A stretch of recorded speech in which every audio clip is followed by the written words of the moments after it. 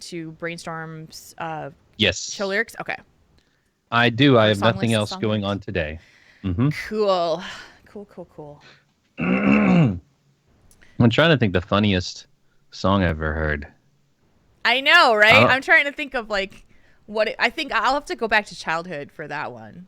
there's some really funny songs that I can't talk about on the air because they're not appropriate for radio. It's a W. So yeah, and a lot of them are Christmas parodies. And you know what though? That seems to be where people put their effort into funny songs. With the exceptions, of therein of like Weird Al Yeah. and Dr. Demento's show and all that stuff. Hmm. So, hi chat room. It's kind of weird to Hello, be here on a hello. Friday at 2 o'clock. You guys aren't shopping, or maybe you are and you're watching on the Twitch app. I would be like, hey, Are you standing in line? if you need to stand in line because you got nothing else to do, that's a great way to spend it. Like, just watch some Triple T while I stand in a 50-person line. Yeah. How Oh bad goodness, was we it had last about. night? I think we had 400 to 450 waiting before we opened at 5 yesterday.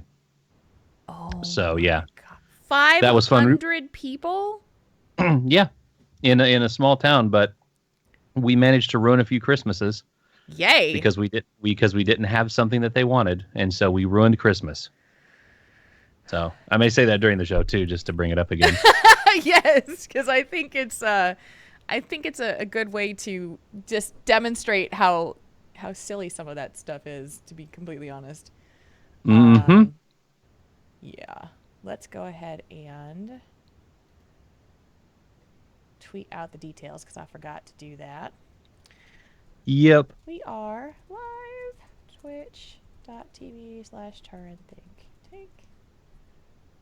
Boom. Tink tank time. Tink Tank time. How did everybody enjoy their Thanksgiving for those that celebrate it? Chat room, lovely people. While you're doing that, I'm going to make sure Marconin can hear this. Let's see. This one. One shot, one kill. Yep. Excellent. I Chat room, got you it. can hear that. Ugh. Remnants of that bronchitis is still going around. Hanging around in the chest cavity. Yeah, is not pleasant. No, it's not. It's not fun when you can't can't breathe like in a normal pattern before coughing or having to clear your throat or having your chest constrict. Is awful. Yeah. It's Yeah, awful. I'm not a fan of it at all. So Hello, Rue. you have today off Yep, from today and tomorrow. Oh, and tomorrow too, right? And then Sunday begins the official, well, not official because it already started for you. Official Christmas rush. Yeah, and well, the thing is because we worked so much this week, or at least most of us, they're cutting our hours back next week, so I actually get off work at like 11 in the morning or 1 o'clock. So I have a lot of early days next week. Yeah. So more free time. More free time to shop all that money away. Yeah. Well, I know they're gonna have more Blizzard Gear Store stuff on Cyber Monday, so I'll be looking at that I know. very, very gingerly because I don't want to spend too much more.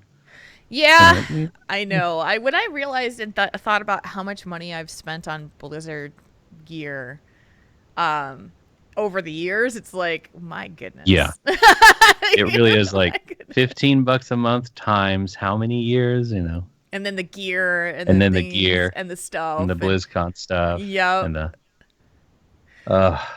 So I guess Garrus has decided that Ganymede behind me is not necessarily a toy, but a friend to headbutt, because every time I come back to my computer, I find him on the desk. And I was like, okay. And I watched him. Do it. He comes up on the desk and he sniffs him, and he kind of gives him a nudge in the beak. And then the bird goes, thunk. So just like a little nudge.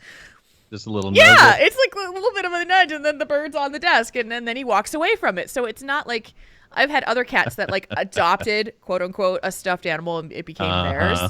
And it's like I remember I had this my very first kitty cat. His name was Stripes, but my parents, in their infinite jokester way of doing things, nicknamed him Puppy Cat because he acted like a dog. He was like this kind of Maine Coon, long-haired cat, big guy. Oh, yeah. So they called him Puppy.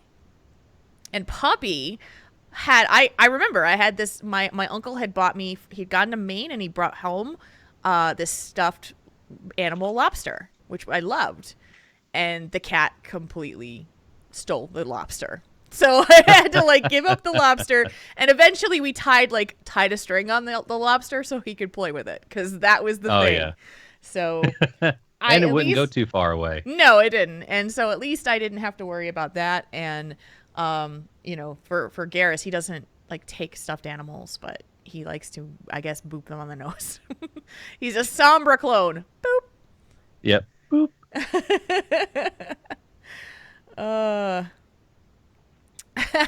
Yeah, raunchy songs tend to be the funniest ones, I know.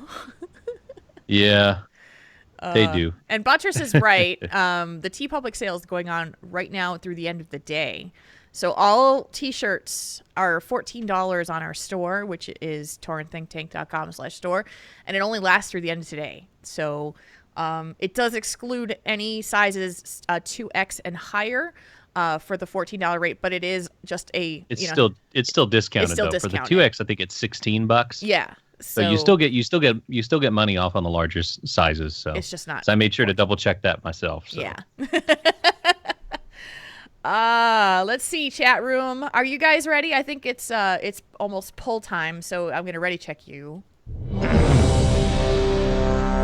Everybody attuned? Are you? I'm still not attuned for Kara. I'm really sad. I need to do this. Me either. I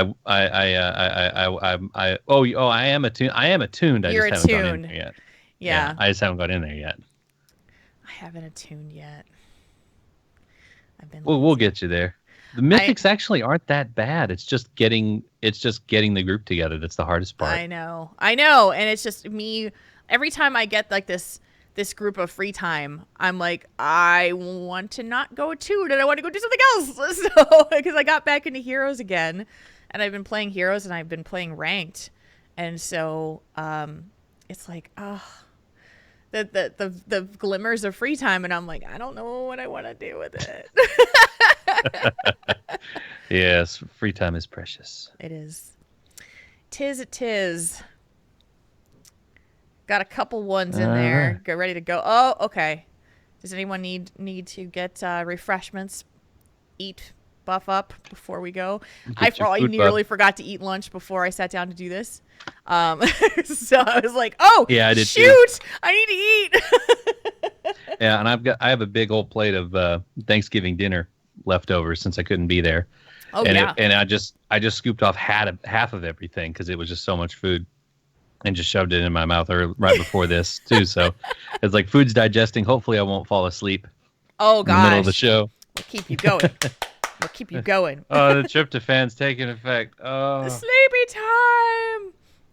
All right, kids. We're going to go with a show in the afternoon for the first time in a long time. It's been a long time. It's Friday afternoon. Drive. It's not drive time yet. Almost drive time. Nope. Friday afternoon drive time with Jules and Marconi. Begins. We're gonna keep you entertained and laughing and having fun the entire drive home. You won't need your entire seat because you'll be sitting on the front edge You'll be sitting on the edge. The edge. I love that. Tickets are so cheap because we don't make you pay for the entire seat because you don't need the back. You don't. Because it'll be on the edge. All right. Let's do this in 3. Yes. 2, 1.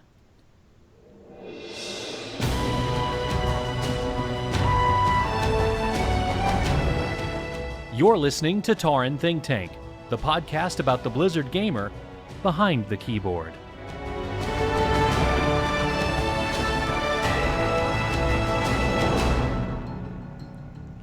It is episode 209 of Tauren Think Tank. Today is Friday, November 25th of 2016. It is officially 1 month away from Christmas Day.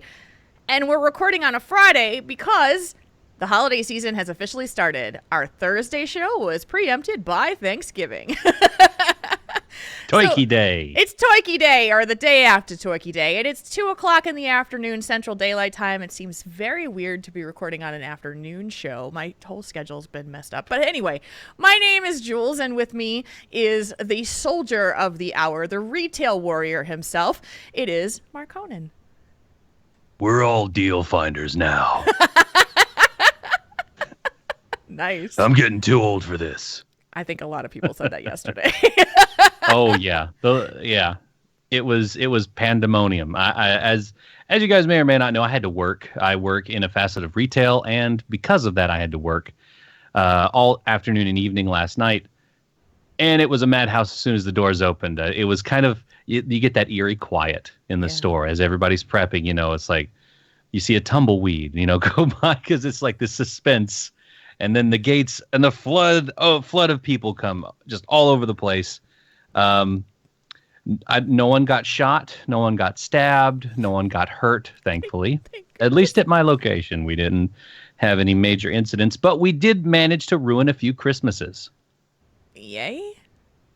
Yeah. Oh, I got to tell you, really? folks, if your Christmas or your Kwanzaa, your Hanukkah, or whatever, if your holiday is ruined by the fact that you walk into a store 4 hours after it opens on, they're calling it Gray Thursday for some reason, on Thanksgiving, 4 hours after the doors open and you want doorbusters, you need to reevaluate the reason for the season and what you like about the holiday season. Because if we can ruin that for you by simply not having what you so desperately need, you got some problems. Yeah, that's tough. You got problems. That's really, really tough.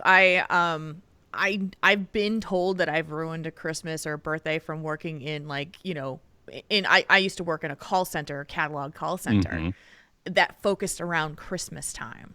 And so, most definitely it sucks and it's unfair and it's very, it's unfair. I mean, to you especially and all retail workers, it's not your fault that the inventory that was chosen for this sale is no longer available. Yeah, and the thing is most places they're ticketed items, so we only have 10 of these, we only have 20 of these. We don't come in with like 100 of each thing because they're only going to be on sale for that weekend. So we have a specific number, limited supplies. Yeah. And you waltz in halfway through the night expecting the same deals that the people that have been waiting out for an entire day and a half are going to get. Well, then you need to change your strategy next year. Did you have people waiting so much a week? On possessions. Did you have people waiting a day and a half outside your store? Almost. There were a couple of people when we left on Wednesday. There were a few people camped out. I got off work at midnight on Wednesday night, and there were a few people camped out. So they were there just a little bit less than a day. I don't know how long they were out there, but that's still like it's camping outside of a retail box store is like they're well. I mean, for some people that's their tradition. That's part of their Thanksgiving holiday is being together and camping out. And running in, and it's the exhilaration. For some people that's the thing, but I mean, and that's fine if they want to do that, but as long as they're not jerks to people. But of course, if they're going to wait a couple of days, they're guaranteed to get whatever deal they want because they're first in the door. So I didn't personally get yelled at or anything. I had a few customers that were kind of stressed out, and I was very reassuring. And I was like, the line's over here. Yes, you can get that. I'll show you where it's at. It's over there. For the most part, I kind of stayed in the shadows and worked on pushing stuff out to the floor, making sure that we at least had it stocked. Yeah. So I wasn't customer facing the whole night, and I even had my headphones in. I had one headphone in and was listening to Christmas music, so that helped. At least to keep the spirit of the season. I am currently watching my very naughty cat circling around where the Christmas tree is situated, and he wants to get up on it and start to get to it. He can't figure out how to do it. How do I get up there? I had to put this tree up on a table because he will eat it if I don't. So he is like, I wish I could show this. This is hilarious. And I'm just watching this cat get like ready to jump on this table, and I don't think he's gonna do it anyway. Have you seen the commercial where it's some retail store commercial, and it's this big white room that has all of these Christmas decorations, a tree, bulbs, and everything, and there's these little doors, like little doors ringing this whole room. I saw and the this light turns commercial. green, and all the cats come in and they start tearing things down. It's like And then a clinical room of like an experiment room, and the doors open and these cats. Oh, it's a great commercial. It's really funny. Yeah. But yeah, and speaking of cats, I haven't told you this yet, but Yeah.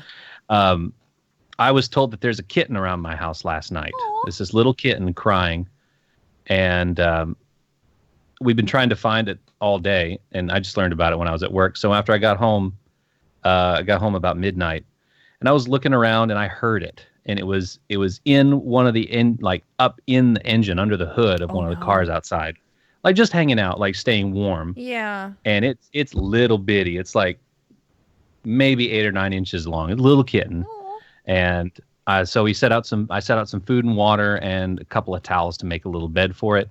But I guess it stayed in the car the whole night because it was there this morning. And I tried to catch her. It's a little calico. Tried to catch her, and she darted across to the neighbors' cars and got under their cars. Mm-hmm. So now I'm just going to try and wait her out, like give her some food and, make sure she's okay, because it's just her by herself. So, yeah. So I woke up at 6:30 to her crying because my bedroom window is right outside where she was at. So it woke me up, and so I try and find her again. So yeah, I'm hoping maybe she'll warm up to us a little bit. That'd be good. Maybe she can at least be safe. Yeah. Get her a good home, or find her home. She may be somebody's cat around the neighborhood. So very true. So yeah, Spike has given up on the Christmas tree hunt for the moment. So let's hope there's not a crash later and the tree goes flying down. Ooh, makes me nervous. So what else has been going on with you? Obviously, it's definitely holiday season. So. Mm-hmm. Yeah, it really is. I was on the Game Case show on Sunday night with our friends Cuddles and Tour Arts. Nice. And had a good time there. Just kind of talked about BlizzCon a little bit. Talked about how the game's going. Talked about mount collecting a little bit, audio stuff, and it was just a good time because, of course, I've seen Cuddles several times, and we know Tour Arts very well from our show, and just from our guild because she's higher up in our guild hierarchy. And so it was a really great time to sit and chat with both of them, and had a lot of fun. So if you guys want to listen to that, just check that out. It's the Game Case show, and just have a look-see. Awesome. So that's the other than still trying to get over this little bit of cough I still have lingering around from bronchitis, and the retail grind up to Great Thursday, Black Friday, Cyber Monday, whatever. All those days, it's crunch time for retail stuff, but that's kind of filled up most of my week. But what about you, Jules? How are you doing? I'm doing really good. This week, it kind of just flew by, and because we're working on a big project right now for at work, and Pat has kind of talked about it a little bit. So I'm not going to give too many details, but mainly he is working on a program because he gets so many people who ask questions about how to start a podcast and how to build a podcast and how to do it well. That he's currently working on a podcast quick start guide. And so there's been a lot of writing. There's been a lot of brainstorm sessions.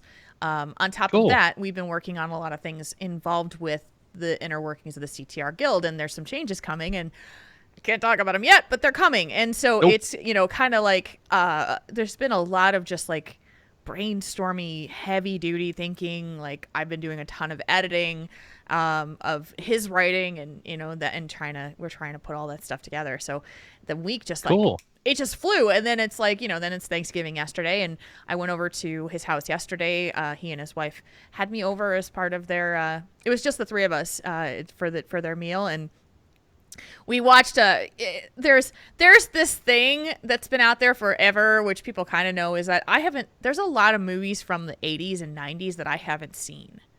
And so we hit on one of them yesterday where it was like, you haven't seen this movie, and that movie happened to be Demolition Man. Oh, classic. So after drinking a couple of cocktails and having some appetizers, they're like, Jules, we're going to make you watch Demolition Man right now. And I'm like, okay. So I'm curled up on the couch, drinking a beverage, cocktail, and watching Demolition Man. And so, of course, Pat tweets about this and says, we're subjecting her. The number of tweets that I got from you guys about the one-liners, the things about the movie that you love. I did not know how beloved this movie was by people, and I'm cracking up because someone said, "Oh, I loved the airbag scene or the whole airbag scene," and I'm like, did that happen yet? I turned to Pat. I'm like, did that happen yet? And he goes, no, it hasn't happened yet. And then somebody's like, I love Dennis Leary's monologue. And I said, did that happen yet? And he goes, no, it didn't happen yet. So Nope, it's coming. And so I laughed my ass off this entire movie. And the two of them are cracking up at me because they've seen it dozens and dozens and dozens of times. And I'm just having a blast with it. So that was fun. I like doing that, especially with people know a movie and they're like, oh, just you wait. Just you wait for this or just you wait for that. It's coming. And so that was my fun yesterday. Well, good. The other thing that I haven't talked a lot about, but because I've just kind of wanted to get into it and really kind of lock it down, is that after BlizzCon, I kind of at this point, my life has been in the last 365 days has been all about change and adapting to change and adjusting to change. And one of the things that I do to cope with that is one thing at a time, right? So I got to get past this first, and then I can deal with this, and then I can get past this first, and I can deal with this. And so one of the things that I had put on once I get past this part, I'm going to deal with this part, is dealing with my fitness and my health. And so when we got back from BlizzCon, I said to myself, I'm setting myself a goal. I'm ready to do this now. That I'm going to go to the gym 5 days a week at the minimum. And then I'm going to go for 40 minutes at a minimum for cardio, or if I'm doing that. And I'm happy to report that I've been doing it consistently since BlizzCon. Awesome. Yeah. And it's something that I wanted to get into, because what's been happening is I have to make time in my day for it. Before this show, I got up, I did my stuff. I got, breakfast and did some work and got the show notes ready. And then I'm like, I got to go to the gym.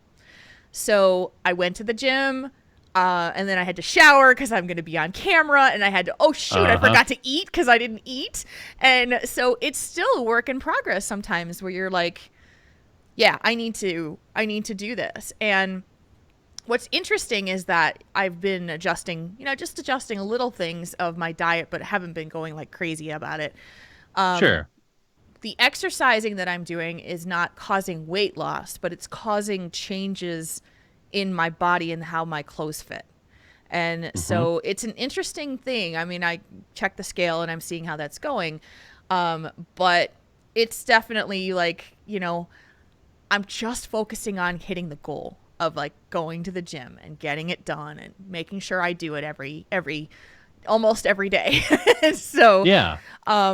But with that comes some sacrifices, certain things, I don't have as much of the free, it takes time, right? So you have to fit it into your schedule. It does take time out of your day. So when I say free time becomes this real commodity, sometimes it's yeah, but I've taken away some of that free time to start working out, and that has been good. So so thank you guys. The chat room's being super sweet. I appreciate it very much. And basically what I'm sharing it not for your praise, but I certainly appreciate it. But basically this is how I deal with stuff when, especially this year, was I need to do certain things. And now take that information and put it in your back pocket, because we're going to bring that concept out later in the show. Yeah, it comes full circle. We have something different for you this week. I mean, after we're done with our think tank question and everything like that. But you're actually going to be in part of our process this time for our next question, and you will have some homework to do if you choose to do it. So Yeah, I'm just going to tease that out there for a second. Homework. Little homework, Jules. What? Thanksgiving break. Nah, it's I not can't that think hard. while digesting turkey. It's not that hard. I promise. It's not that hard. It's just Okay. it's just a mindfulness exercise that I think you're gonna like it. It's just that because you can contribute to the show. I don't like kind of exercise. Well, let's find out later, shall we?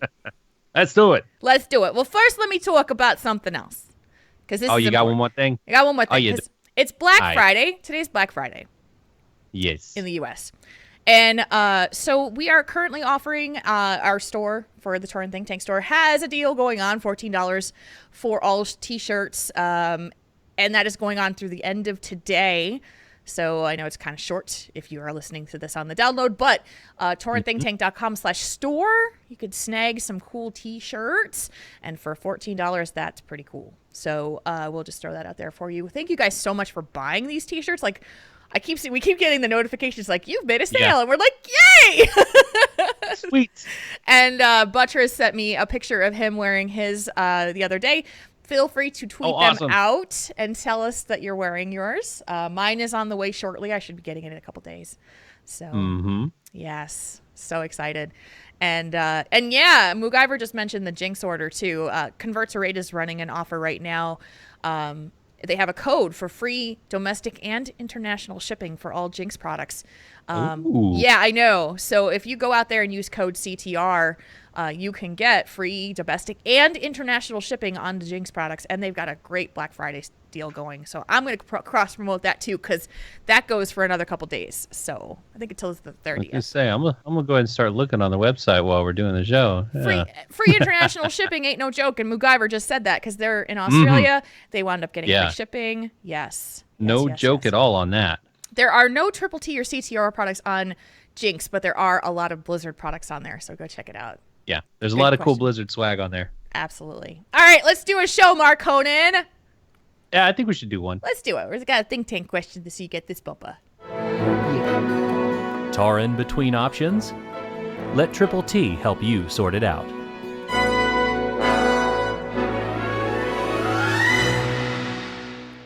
It is think tank time, otherwise known as Tink Tank time. As we sometimes like to snafu on it. So Yeah. this is a letter that comes from our audience and asks for our advice, and we will do our best to give it. And this one is from an anonymous writer that we use the name Torrance, as in Torrance. That's anonymous. And here we go. Dear Swing and a Triple T. miss. Swing and a miss. Let's try again. Dear Triple T, I've been in an LDR, long distance relationship, for a little while now. I've gone to see her a few times. First trip was fine. I have no real complaints. But most recently, let's just say it was awkward at best. I was ignored 80% plus of the time. She didn't want me anywhere near her, and on top of all else, well, she did apologize more than a week later. She did call me stupid and other things for what seemed to be because I would not think 100% selfishly ever. My thoughts were us, not me. I know it's probably silly, but I really felt like I went there with a girlfriend, and over the course of the time spent, I came home single, despite no such conversation actually taking place. Part of this feeling, I'm sure, is due to the lack of nearly any communication at all back and forth.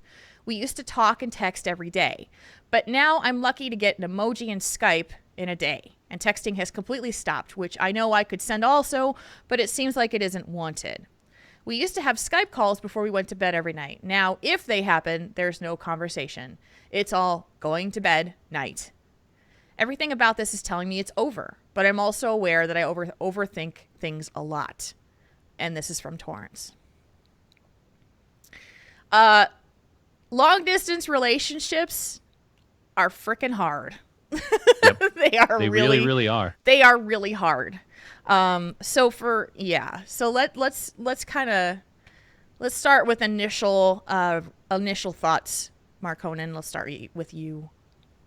Well, I always caution people about overthinking because I'm guilty of overthinking a lot. Me too. And it's something that doesn't get you anywhere, but in a worse situation. It doesn't lead to anything positive, overthinking it. There's been times when I've had really good friends and I've talked to them, and through the course of months, we just stop talking and don't talk very much. And then when we finally get a chance to actually sit down and talk or something, we're like, oh yeah, well, I totally didn't think that. Oh, well, since I thought this, that led me to thinking this. And so it was different people overthinking, and it just cascaded into two people that into a friendship that wanted to be a friendship, but instead was very distant. And so I always want to caution people to try and not overthink, because it's easy. It's very easy to do. It's like a snowflake on a mountaintop. It starts rolling down, turns into a snowball, then it avalanches. And that's for me. It's just one little stray thought about, well, okay, well, what did they mean by this? That means they hate you, and it just gets worse and worse. So if you think you're overthinking, you probably are overthinking. And you're analyzing and building up an uncertainty. It's a shaky foundation. There's nothing concrete under what your thinking is going on. You've got ideas, you've got these experiences that say, I might be single now. I don't think she wants me to be around anymore. Oh goodness. Well, you haven't asked her yet. Yeah. And I know that's one of the hardest things to do, because you feel like you've built up this wall between you guys. Now, instead of it being a big wide doorway that you guys were communicating through, now it's gotten, a big old mason has come up and put some bricks, and now you're staring through one little empty brick hole at your relationship, and you're like, I can't get through there. There's this tiny space. Well, sometimes you have to just break it down and say, look, I just want to talk to you for a second and clear the air. I just got some questions. Nothing bad. Where are we at? And just try and it's breaking through it that's the hardest part, because you feel like very apprehensive about it. You're like, I don't know what to do. Just say it. Yeah. That's kind of where it's leading me anyway. Oh, what do you think? Oh gosh. I mean, you're on the money, and there's so much here that is red flags. So let me back up for just a second and say, I am currently in a long distance relationship. I can't give very many specifics because I want to keep it private. But there is a very large time difference between me and the other person. So I can speak from some experience for this. There is, when you're dealing with a long distance relationship, you are missing a very large chunk of a typical, I don't want to even call it normal relationship, but traditional relationship, which is day-to-day communication. And so you have to work around that specific, in order to build a relationship and maintain a relationship, everything you have is based on what you say to each other or don't say to each other. Yep. Because that's all you've got when you live hours away.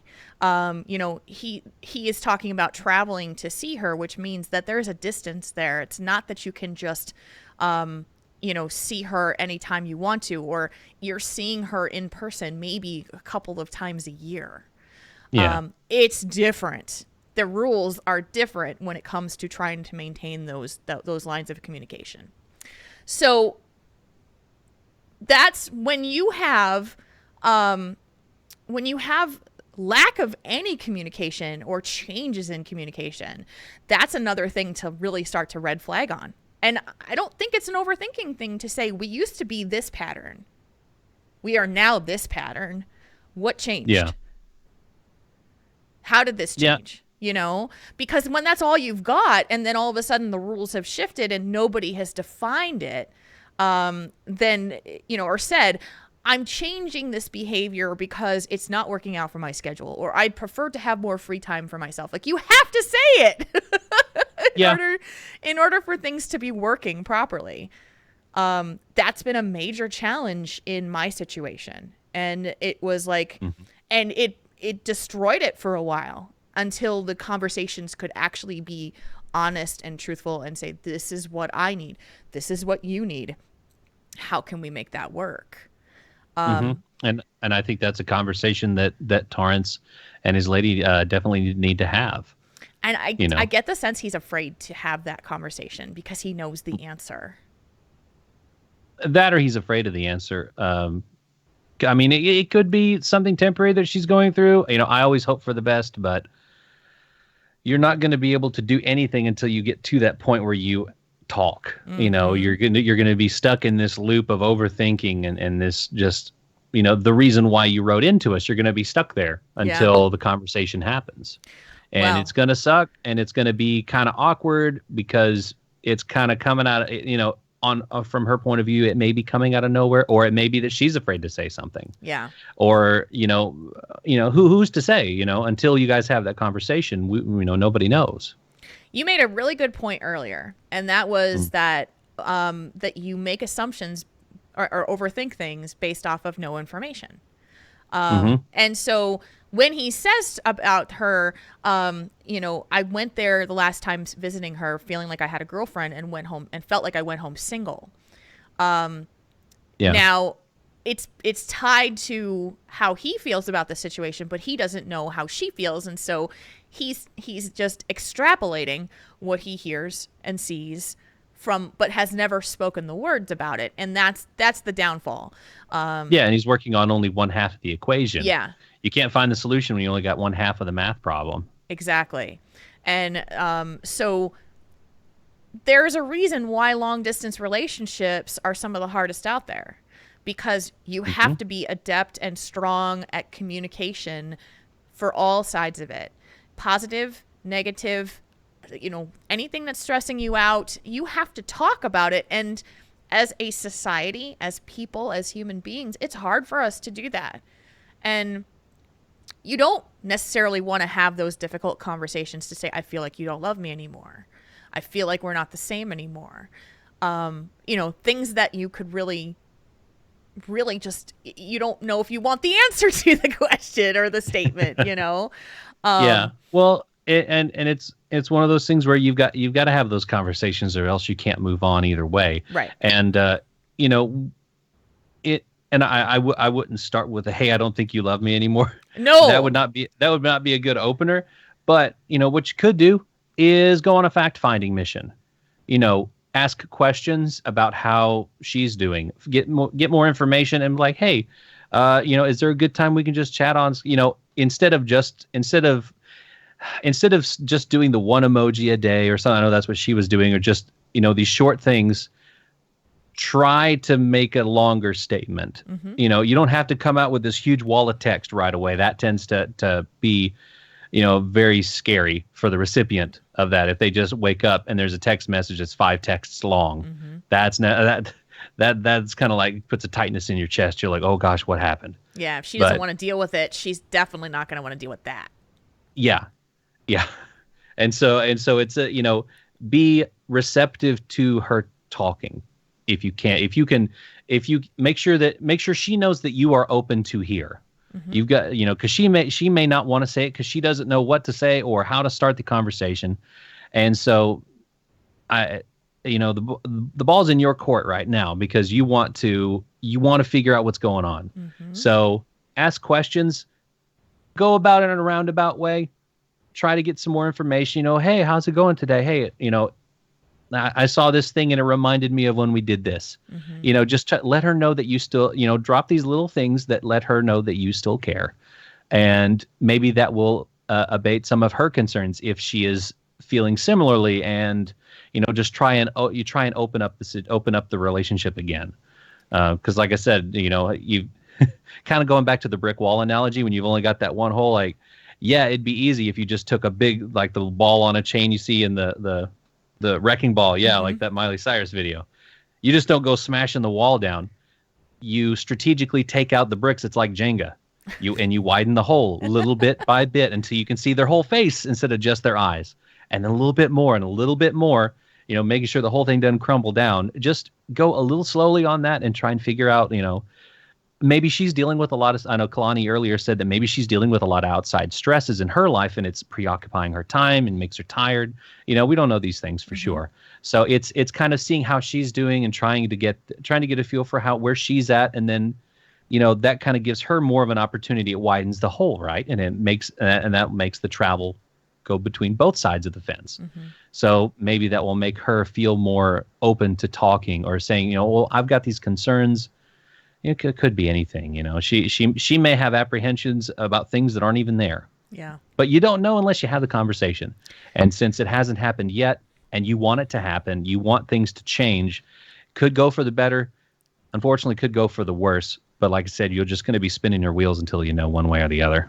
Yeah, I mean, I'm going to, maybe I'm the pessimist on this one, but in my experience and personal experience, when things change like this, there's avoidance going on, and avoidance is bad.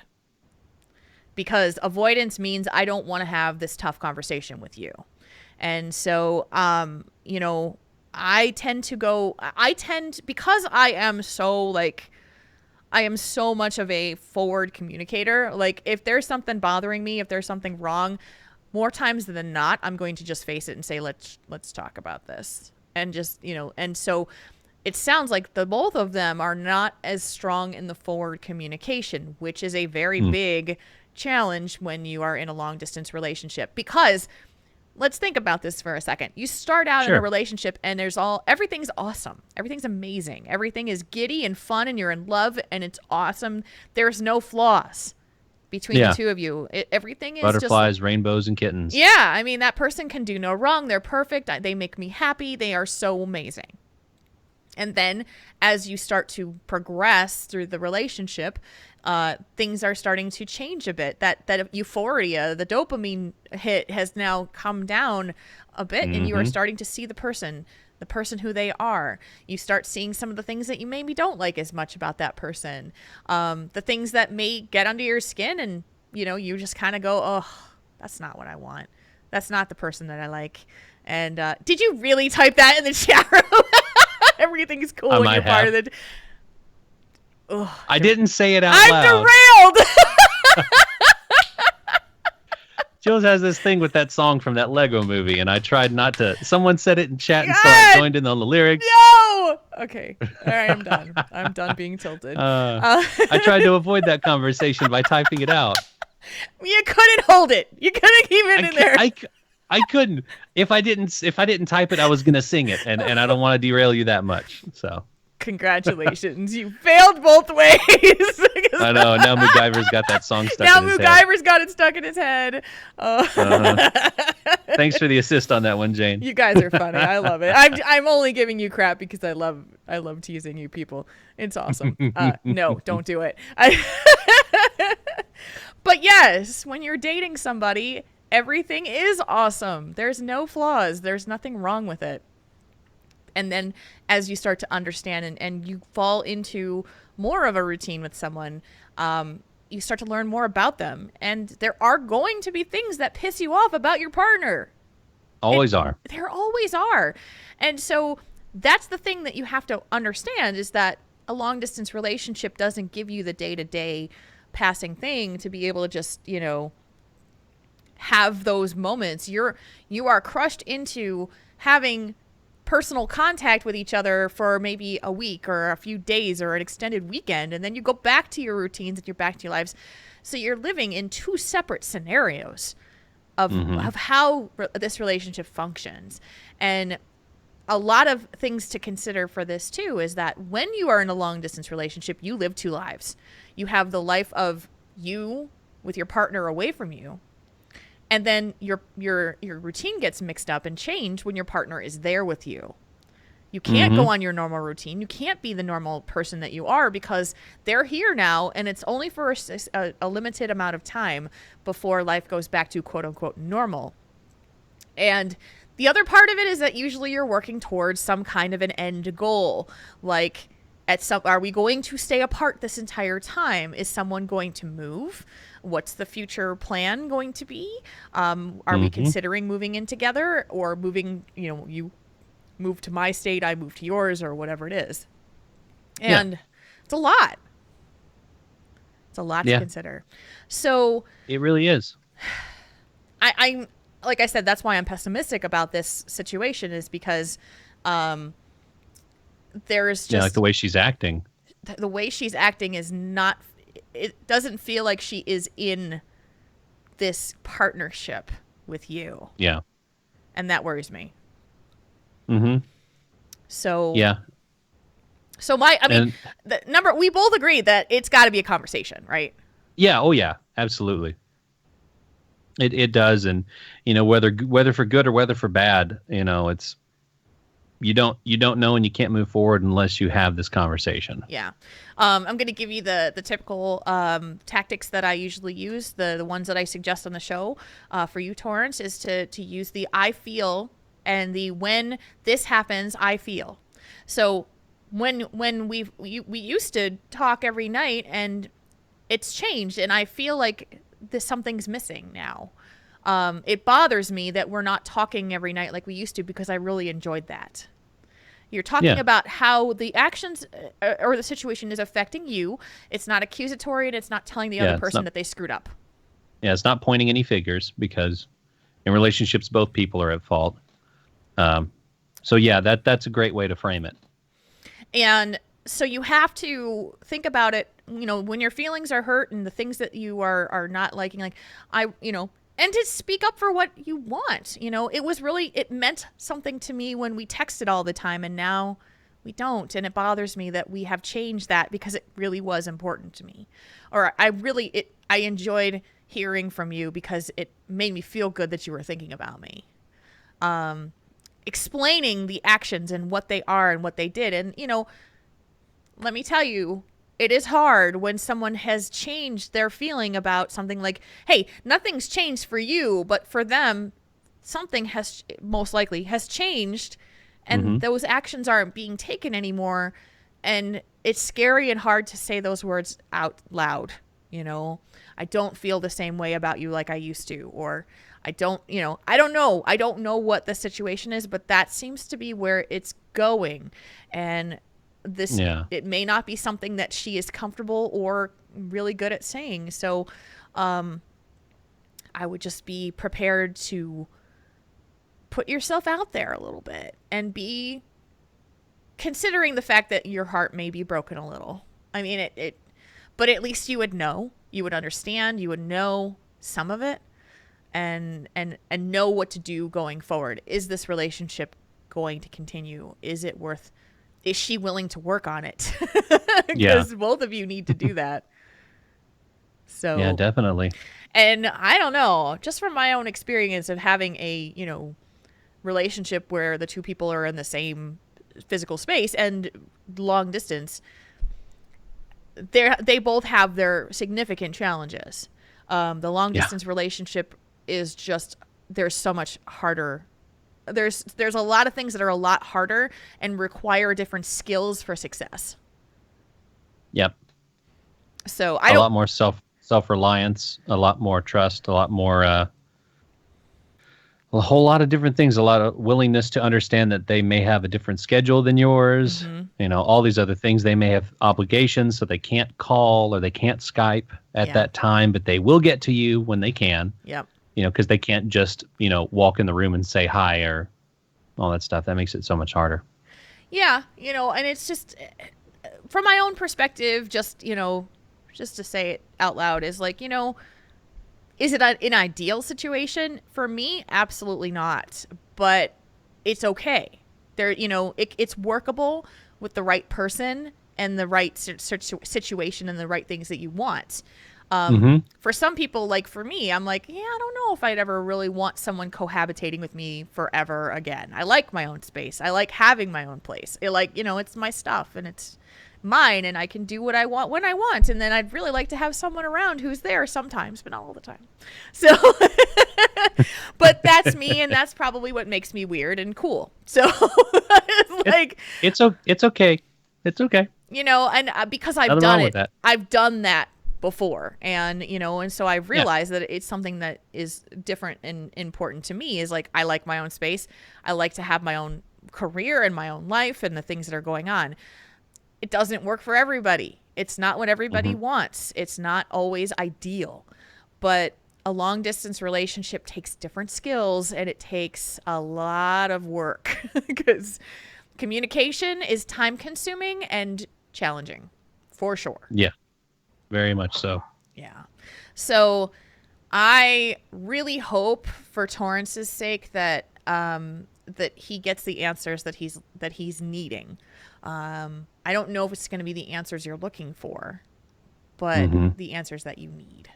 So, because I don't know, I think 9 times out of 10, and tell me if you think I'm wrong on this, Mark Conan, but I think 9 times out of 10, when a relationship ends, you only get about maybe 75 or 85% of the truth.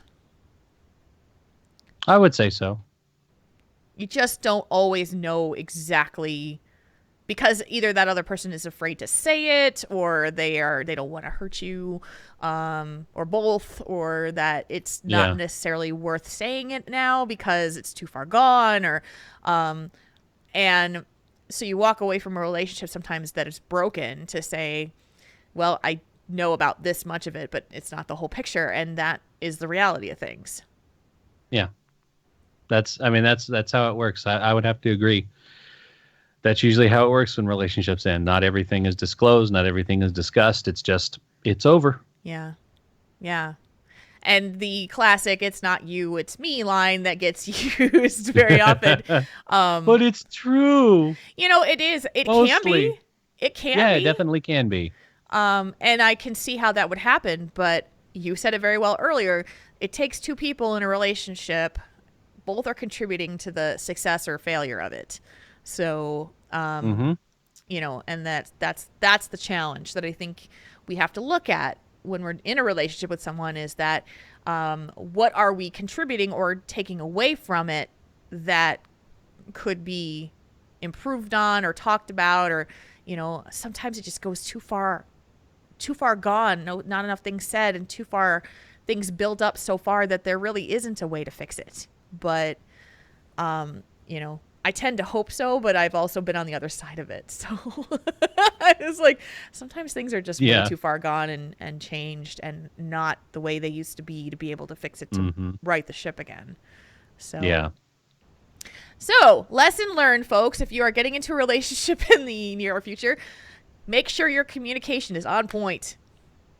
Yes, and definitely. We can help you with that. So, anything else that you want to talk about with this one? Not really. I earlier in the thing, he said that she did call me stupid and other things for what seemed to be because I would not think 100% selfishly ever. And I mean, I think, could we touch on that at all? Because because I know, there's a lot of self-sacrificial people out there. Sometimes I would consider myself one of them because I try not to be selfish. I'd try to help and, bend over backwards for people just because that's how I'm wired. And so I don't know if there's something in there that we could talk about, or I think it's a good one. That, being able to, not always, but sometimes you do have to be selfish. Sometimes you do have to say, hey, this is what I want. This is for me. This is what, and I guess that could be, it could be rolled into the relationship if you guys are talking and having that discussion. Like, this is what, because like you said, this is what I need out of the relationship. What do you need out of the relationship? And try to meet in the middle and see if you can accomplish both of those goals. And, it could be, sometimes you do have to be selfish. Sometimes you need to know when to say no, or when to say, yes, I want that. Because if you don't, people will take advantage of your selflessness and will walk all over you. I'm really glad that you brought this up. It happens to me. I know it happens to me, but sometimes I feel like that's okay. That's just how I work. And if they need that, then okay. But I know sometimes it gets too much. Sometimes you need to put your foot down and say, no, this is not how it's going to go anymore, because this is what I want. Now, if you can help me accomplish this goal, or we can meet in the middle, then yes, that's fine. But I'm tired of getting walked on. I'm tired of being a doormat. I'm tired of saying yes to everything you want to do and not a no to what I want to do. Yeah. Yeah. Sometimes I want to go to the movies, dang it. Yes. And I don't want to you just go to the theater. Do it yourself, or have something that's just yours, or, and that's a really good point. And I think what our writer is talking about, where he is not thinking about himself at all, and it's a constant focus on the us and we, is a danger point when it comes, in my opinion. This is all my opinion. But I think in a relationship, a lot of times what we think about is that it is all decisions are about the couple and not the individuals that make up the couple. Yeah. And so, because I really do, especially 2016, today's Jules, the things that I've been through in the last year, I've realized that when you are with someone else, that saying that people say where you complete me or you're the missing part of my puzzle or you're the, I don't think that's right. Or I don't think that's a good functional relationship. I think that two individuals need to be standing on their own as strong, complete people first. And they make each other better because they are together. It's kind of like they fit next to each other, then they complete a picture. Yes. Instead of a complete puzzle piece altogether, think about South America and Africa. If you put them together, they fit because they were once before the continental drift and plate tectonics. You remember school. Yes. They fit together. They were just two pieces that could fit together, not complete a whole picture, just two parts. Yeah. It's kind of like a relationship is not when you mix yellow paint and blue paint, you make green paint. It's like you have two crayons. You have a yellow crayon and a blue crayon, and you sit them next to each other. They're still next to each other. They're a part of you use them to draw a picture together, and you can mix them together and like right over make green, but they're still two separate things. Yes. They're just together. Yes, they are. I mean, they complement each other because they can make a new color combined, or they can paint a pretty picture. They can do all that stuff, but they do it together, not completely mixed together as one. And losing their own color identity in that. Yeah.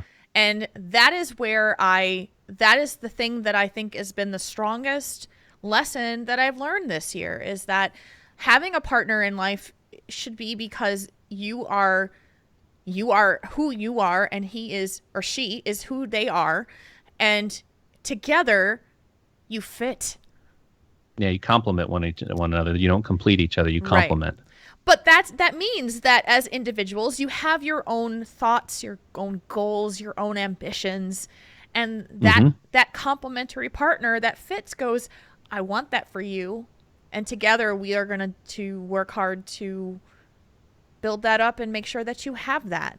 The problem runs into is when those two individuals are so polar opposite of each other that instead of attracting to each other, they repel each other as magnets. Yeah. And because their goals, their ambitions, who they are as a genetic makeup does not complement each other, does not fit. Yeah. And let's also do this part of it to say who you are when you first start dating could fit. Great. And as you mature and change and evolve as an adult over time as a person, sometimes that fit changes. Sometimes those tectonic plates shift a little bit. Yeah, and unless you're willing to work and adapt to the situation, then it could change. Like, it's kind of like taking up a new hobby. You're like, oh, okay, well, you want to do that? Oh, okay, well, okay, I want that for you. But eventually, if it gets too much, then yeah, it just falls apart. But you have to. I think evolving and changing, that's great, and that's what people do. And you can still work within the relationship to accommodate those things. Right. If you're both willing to stay on, if you're both willing to stay on the ship together, willing to navigate this new territory, that's fine. But if one or both aren't, then it doesn't work out. Yeah. And that's where I think she's looking at him saying, you're only thinking about us and not what is it that you want. And I will tell you, as a woman, I look at, for me, I want a man who has his own identity, has his own interests and strengths and things that make him happy and that don't necessarily have focus around me, but that we understand each other and we understand, I understand his interests. And as I was out doing some dating recently, it was an interesting scenario to meet people who weren't in the same interest structure that I was. And finding that my priorities were, I need someone who gets what I do and the gaming that I do and the stuff that I enjoy and the movies that I like and the, that stuff. Because when those interests are so different, it really does feel like two strangers.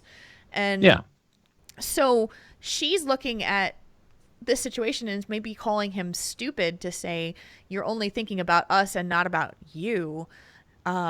She's wanting you have, possibly wanting you to have that identity for yourself, or goals for yourself that you want to say, I want this for my life, not I just want us.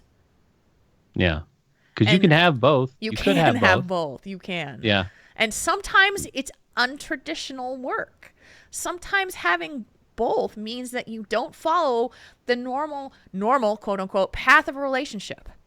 Maybe two people live apart their entire lives. Maybe they have more than one partner. Maybe they have a situation where one person sleeps upstairs and one person sleeps downstairs. Yeah. It's about how it works for you. And so, yeah, and I think that is a whole different topic for another show, I think, because I really want to talk about that stuff someday, about why we fall into traditions of, especially women.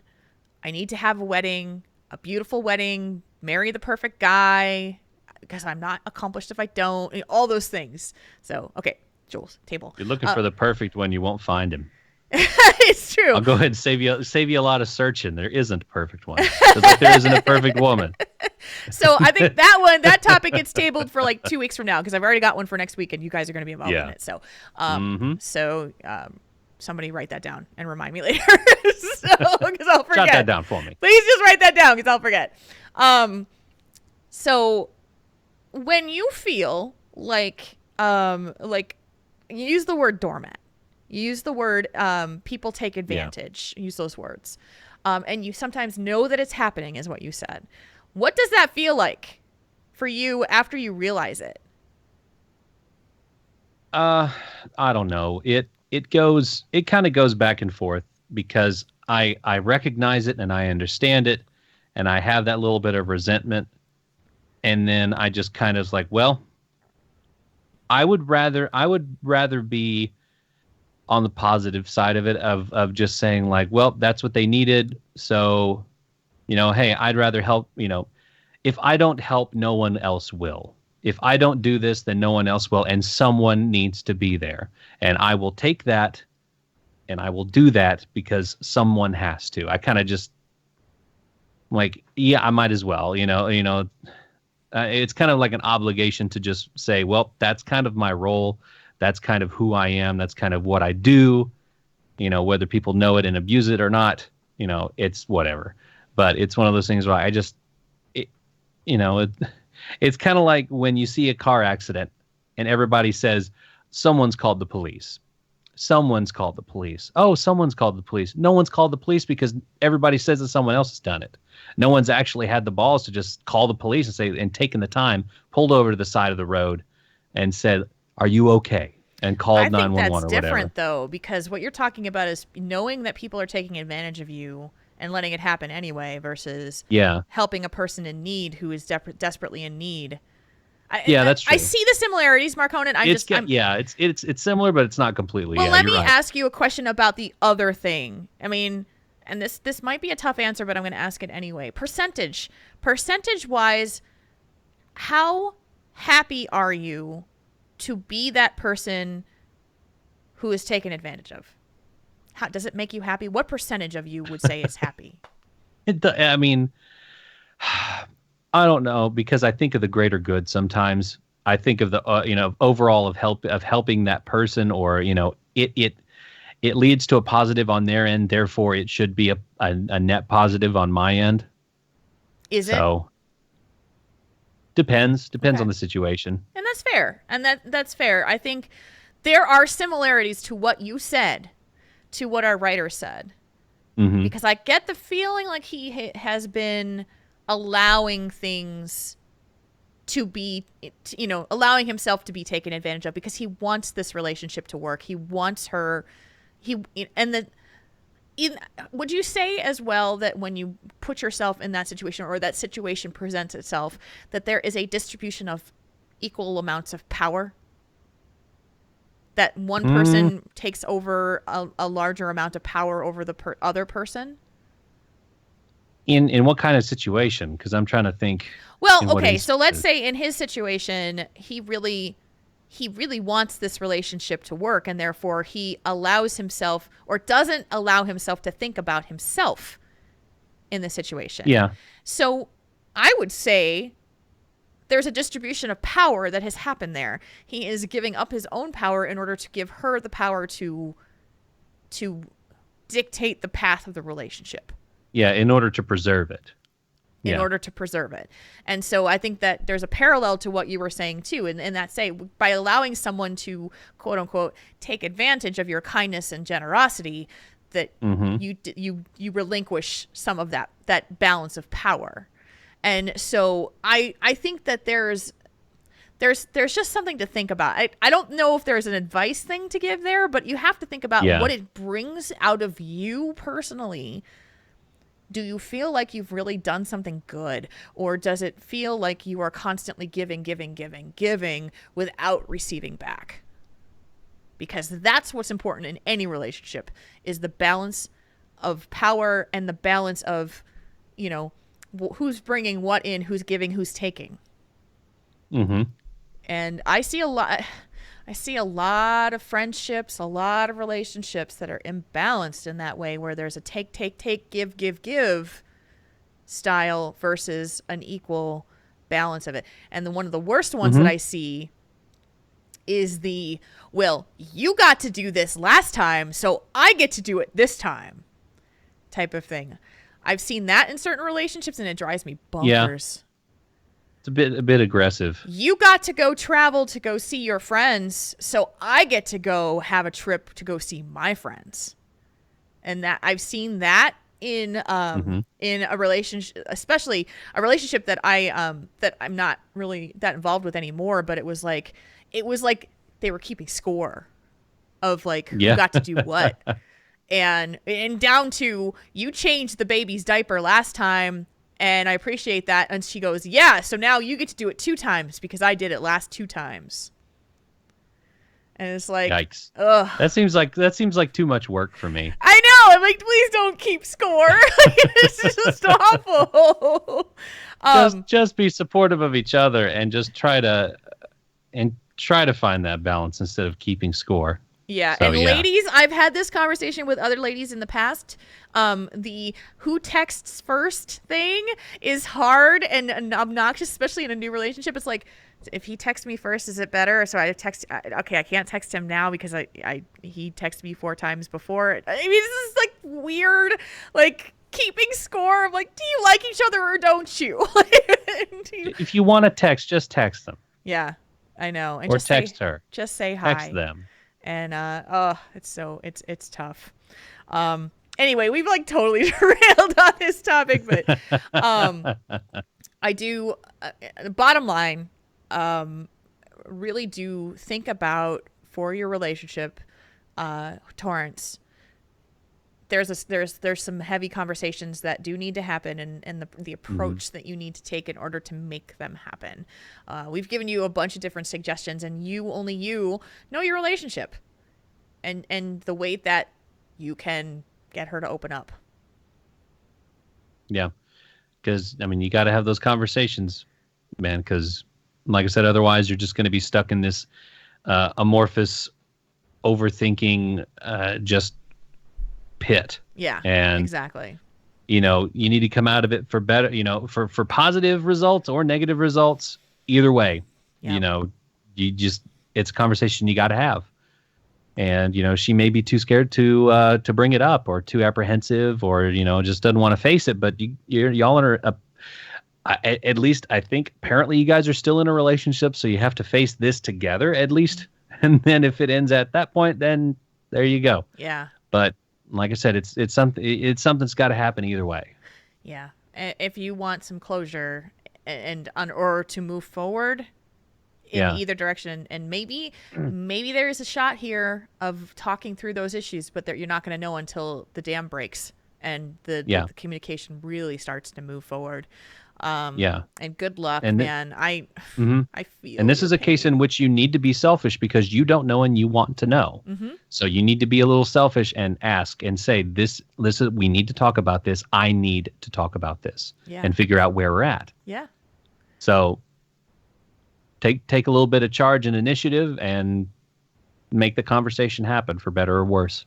And if you feel like you just don't have the ability to say I need for anything, then you have to accept the fact that you aren't going to know. Yeah. And that is something I know that it's easy to say that this is what you need to do.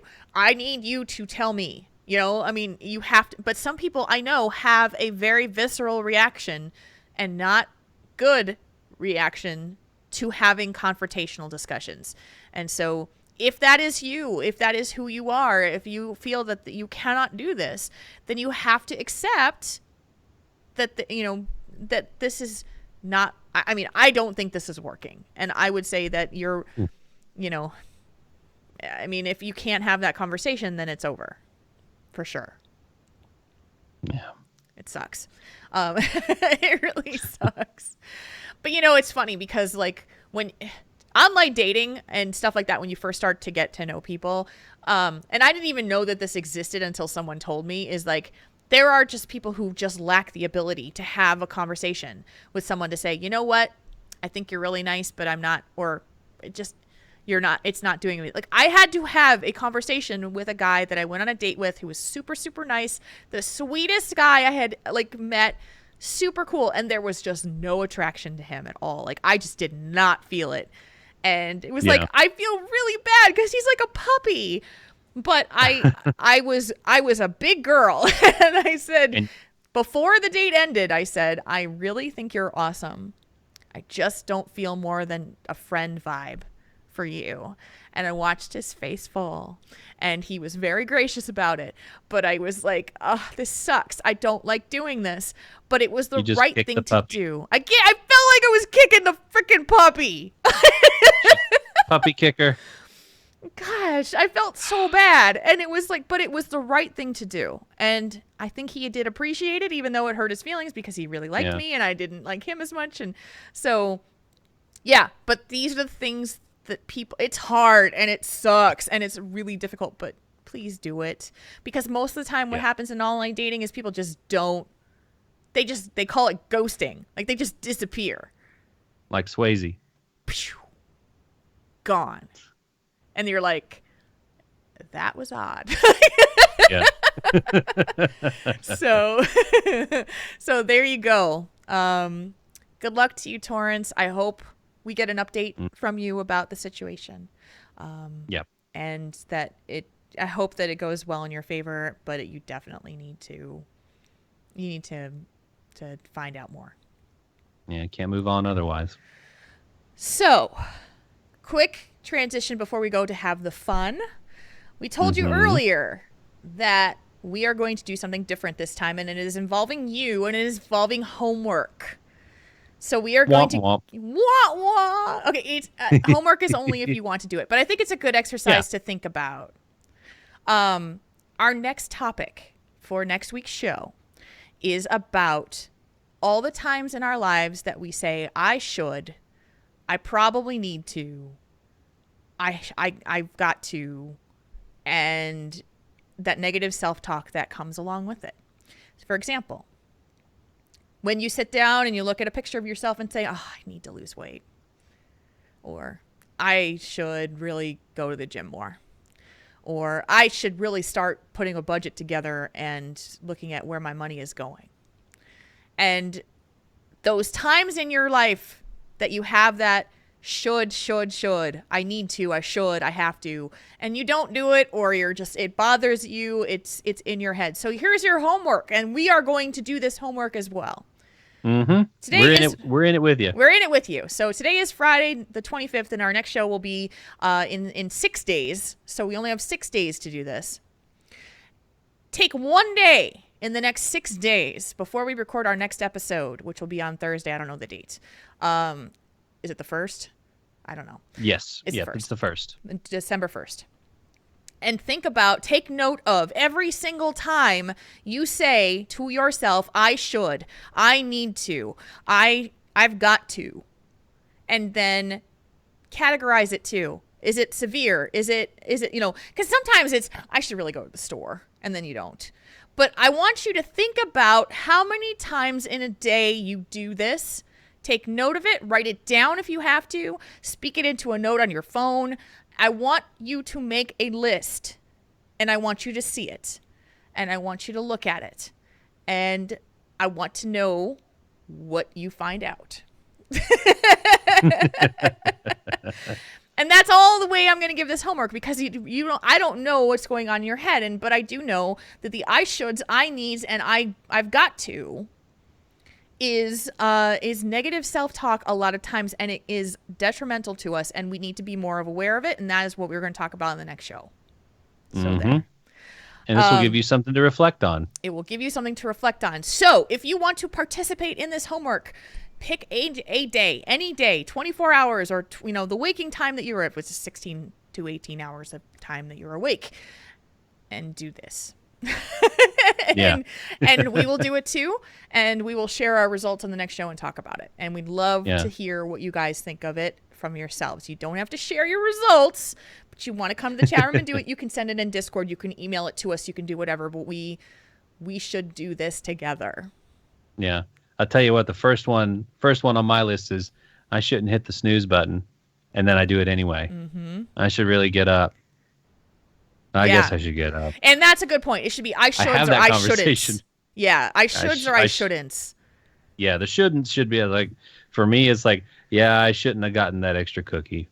I really didn't need that. Yeah. And then it just gets worse from there. And like these things range from literally from I should go to the store to I should not have eaten that extra cookie.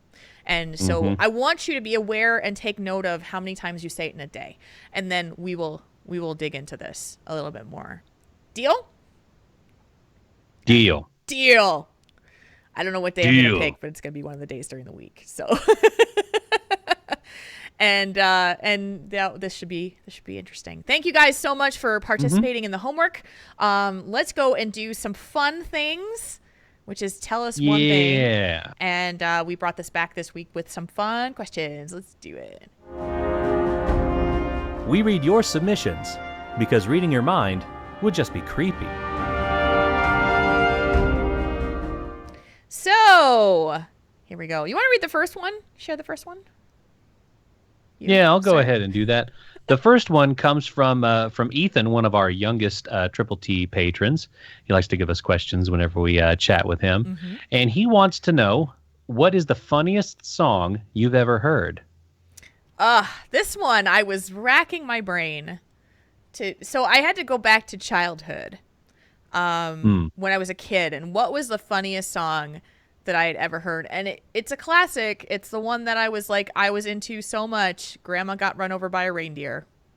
Oh, yeah. That one as a kid. It was like, I just thought that was the best thing. Someone was talking about Grandma being run over by a reindeer. Well, it made me a little sad because I was at my grandmother's house when I heard it. Oh, really? I was like, I don't want Granny to get run over.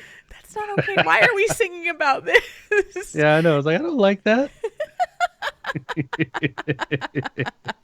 Yeah, that was the song when I was a kid that I was just like, this is the funniest thing I ever heard. So, so I'll just stick with that one. It is a good one. And I will share that we have a brainstorm session after this for our yearly holiday parody song. And we are going with one of the funny versions of a classic song. Yeah. So. Yeah. So it is. It'll be a good one, we hope. I think it will, because it's one of Got some good ideas it's actually already. one of my favorite funny Christmas versions of songs. So I think it'll be fun for us to do this together. It's on heavy rotation during the holidays. In fact, it came on Pandora last night at work, Jules. And Did it? Oh, I'm probably gonna be listening to it a lot. I was singing along in the warehouse, and of course it was on my headphones, so no one else could understand what I was singing about. That's awesome. So what's the funniest song you've ever heard? I love parody songs and just goofy, funny, awkward songs. I just love them all. I saw some people talking about William Shatner and stuff. That's great. But I'm going to go ahead and go with the best New Zealand duo ever, Flight of the Conchords. Oh, yes! Who are fantastic. And the first song that I ever heard by them, it's Business Time. It's a little NSFW slightly, but it's Well, not really, because they don't really say any bad words, but the content is mature content. But it is a definitely funny song. For an all ages one, I'll go ahead and say "Hardware Store" by Weird Al Yankovic because it is just crazy. It is just crazy and funny. But yeah, "Business Time" is my you got top Perfect one. Nomad in the chat room for that one. He likes that. Yeah, that's why they call business socks. Business sucks. Oh yeah, actually, one of my other favorites I have to say too was Adam Sandler's Hanukkah song on SNL. That was one of my favorites growing up as a Jewish kid. It was like the Hanukkah song is the best. Turn on that was a really good one. Time for Hanukkah. There's some good lines in there. And you guys shared some fun ones with us as well. I don't know Jane's, but apparently there's a WoW-related song, Hard Like Heroic, from Nim. From Nim. Yeah, I haven't heard it, but I've seen it on my recommended on YouTube. So go ahead and check that out if you guys want to. Yeah. They do a lot of great WoW parodies. Kick Tripod, our good buddy, says, "Yeah, Toast" by Weird Al Yankovic. Gets me every time. And it gets me every time, too. I don't think I've heard this one. It wasn't an official release. He was on the Bob and Tom show, and he did it live. Okay. So, go ahead and check that out when you get a moment. Definitely. Check that one out. Let's see. Eli's the next one. Oh, Eli's Since You've Been Gone by Weird Al. Oh, yeah. Since You've Been Gone. Yeah, I like that one. Oh, that one. Yes, I do know that one. It's that kind of doo-wop one where he talks about all the bad things that he feels so much better now that you're gone. Yes. It's one of those where it takes a turn at the end. They're like, that's it. Yes, I remember that one. That is a good one. I like that one a lot. Airlena's 12 Days After Christmas. I hadn't heard this one either. She linked it, and I'm like, I don't know this one. I don't know that one either. Draven Dresden says, "I'll just say Stephen Lynch, and you can pick almost any of them. If you search and be aware, it's NSFW." Perfect Nomad also said Stephen Lynch's classic rock song. It's got a twist at the end that never ceases to crack me up. I'll have to listen to that one. I don't know if I've heard it. Yes. Since Ethan, our young listener, will be listening to this show, we can still say the title, but you need to ask your parents before you listen to any of these, please. Parental guidance is suggested. Parental guidance is suggested, because we know your parents, and they would probably kick our butts if we suggested too much that you were in there. Haster's suggested is Jimmy Buffett's "Why Don't We Get Drunk and Screw?" Yeah, that one's funny. That one is funny. Yeah, Rue says, "I'm reaching back to 1974 for The Streak by Ray Stevens." Yeah, I remember streaking used to be a thing. That's why they called him The Streak. Oh, I remember that one like too. To show off his physique. Yeah. In fact, the first time I heard that was at my grandparents' house. They were watching some of the Ray Stevens, and that song came on. Yeah. I was like, what's he talking about? Yes. Restalion says the entire South Park movie soundtrack, which is Blame Canada, is my favorite song from there. Blame Canada is so funny. I think What Would Brian Boitano Do is my favorite, just because it's so, it's just so peppy and just so full and just like, yes! Very uplifting song. Great songs in there. That's awesome. Yeah, Broken Bones says Walking Around in Women's Underwear, the Christmas parody. Yep, that one I know. That one's a good one. That one I know. Bims says so many funny songs came from Dr. Demento. One that comes to mind is The Scotsman by Brian Bowers, which is NSFW. I love that song. I don't know yes. that I might have heard that. I don't know if I have or not. Yes, it's the guy. It's talking about the Scotsman, and he falls asleep on behind the tree, and then these women want to see what's under the kilt. Yes, I have. Yes. He gets drunk and falls asleep, and they want to know what's With under the ribbon? kilt. Yes, the ribbon. Yep, that one. Yeah. That's the one. And Mighty Mike MN says the Turdy Point Buck.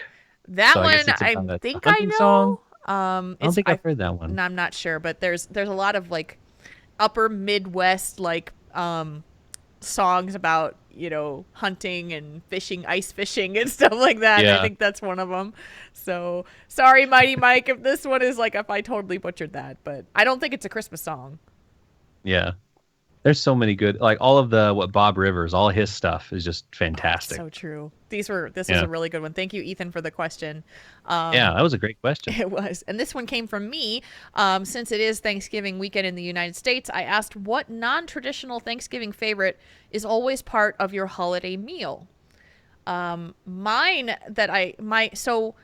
family, when I was going home for Thanksgiving and everybody was still together and still with us, because a lot of people have passed away in the last 20 years, is that my aunt used to make I called it the hash brown crack casserole. It was like the cheesy hash brown casserole that was just like, it was, I think there was like, cheddar cheese and ricotta cheese, and it was just like this goopy, awesome, cheesy hash brown thing. And I really want that. It was so good. And they made it. I'll have to ask my grandma for the recipe because I know grandma has it.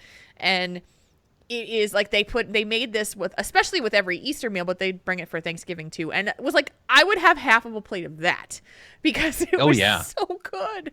And I don't know how to make it. Otherwise I'd make it myself. And I know it's terrible for you because it's all greasy and cheesy and stuff. So there you go. That's the non-traditional means it's one. Delicious. Oh gosh, so good. I'm trying to think if there's anything there's not anything just wild and wacky, especially the last few years because of work. I haven't been able to go back to my family, so I've been with my in-laws for Thanksgiving. And I guess what is it?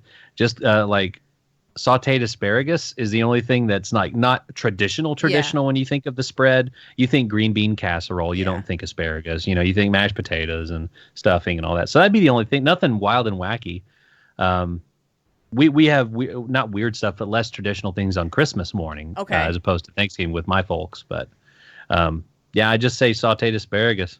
I mean, it was good. I actually had some because I have leftovers since I couldn't eat yesterday, and I ate it right before the show. So I had a little bit of it. It was good. Nice. Awesome. Very good. Well, some of you guys had some non-traditional stuff in there. Kick Tripod said, we always have ham with a pineapple cherry glaze instead of turkey. And which that sounds really good. For people who like ham, which isn't me. But oh, yeah. But yeah, definitely. I had a really hard time at Easter every year because I don't like ham. Aw. Yeah. Oh, Draven Dresden knows where it's at. Candied bacon is his answer. I have never had candied bacon before. I had it this year. Did you? And it was, I had it at there was the premiere for a play down in Little Rock that was playing. And since it was the premiere night, we bought bought the special tickets to go, and they had food and little hors d'oeuvres and stuff. And they had a big old mound of it. I was like, what is that? Because it was like, this looks like bacon, my favorite food, but somehow different. And they were like, oh, it's candied bacon. It's brown sugar and a glaze on it. Like, this is, I've always wanted this. And I tried it, and I think my pupils dilated because everything got really bright. I imagine like the camera's like slowly zooming in on my eyes as I was eating it. And just this clouds parting, music, angels. Oh, I just experienced pure pleasure.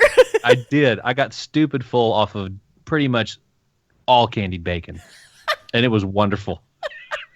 It was wonderful. So good call on that one, Draven. It sounds really good. Oh, and now my mouth is watering. I know. You're like, more candy bacon. Got to figure out how to make it.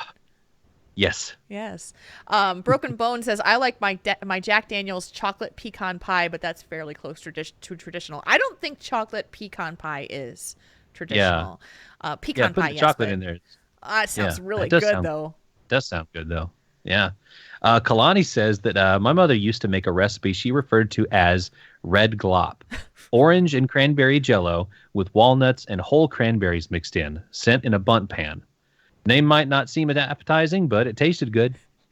That was the thing, though. Our moms used to make, everybody's moms used to make jello stuff. Like, it was the jello, stuff jello floating salad. in jello. Yes. Yeah. Red glop. Nice, Kalani's mom. Erlina says, Irish coffee and grasshopper pie. That sounds really good. That does sound good. I know. Let's see. From Rue. Rue says, the oatmeal cookies I just finished baking from scratch. Rue, that sounds amazing. And I love you. That does sound good. Yum, yum, yum. I think Castor has the strangest non-traditional one on the menu, which is Caribbean curried pumpkin soup. That sounds oddly good. It does. I don't know like about pumpkin with Caribbean spices, but it does sound like it could work. Yeah, I would like to try that. Yeah. I would definitely try it. I may not get a whole bowl of it, but I would definitely like to try it. And lastly, our buddy Rose says, a pan of my homemade 9-layer lasagna. Nice. Ooh. 9-layer lasagna. Yum, yum, yum. No kidding. Good Lord. Now everybody's going to be hungry to eat again. Yep. We're As if you guys weren't tired of leftovers already. Yes. Oh, we're prepping Make some more room. Put on your eating pants. It's time to go. Eating pants time. So that's Tell Us One Thing for this week. Marcona gets the question ball next week, and Yes. we'll be throwing them out to you and getting it ready for Thursday. That's our normal show night. We'll do it that way. Sound good in the hood? Sounds good in the hood. Thank you guys so much for putting in your questions. We're going to get into some feedback that we've gotten over the last couple weeks. Yeah. Ladies and gentlemen, we now bring you... Whoa, that's a lot of feedback. We got a letter from Alessander who said, "Hi, Taurens. I think you're mistaken that it's not up to you to change other people's minds. I think if someone is wrong on something that matters, that we should state facts calmly and move on. Not argue, but point out where their thinking is mistaken. It might be you that is wrong, and they might have a good point to change your own opinion. Dialogue and debate are becoming rare as the internet tells us what we want to hear, and many don't know how to discuss, only argue." Yeah. It was a good point. And, It is a very good point.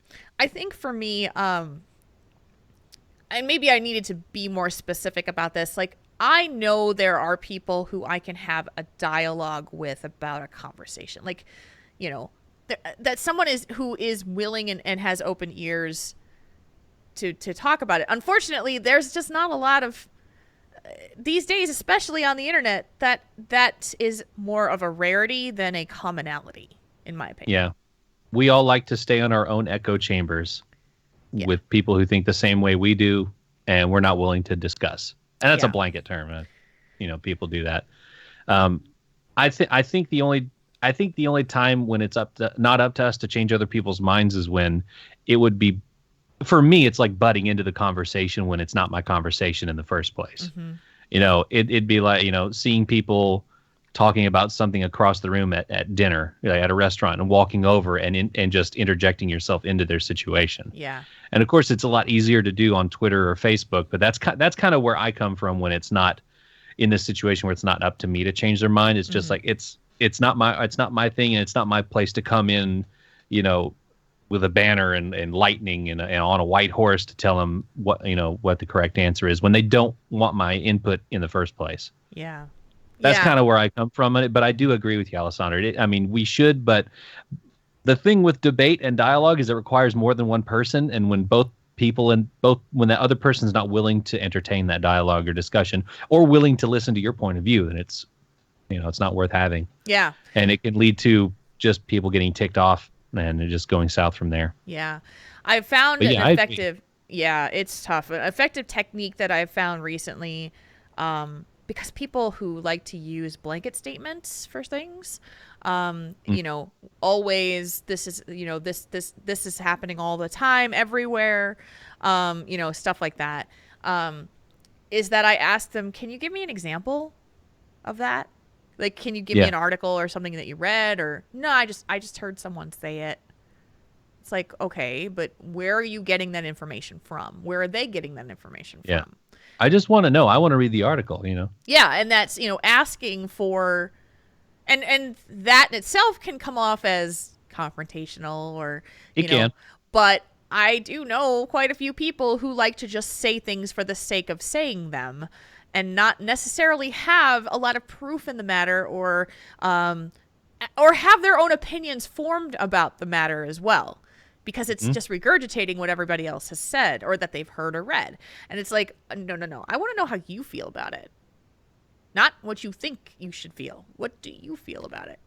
And that does sometimes change the conversation, but not all the time.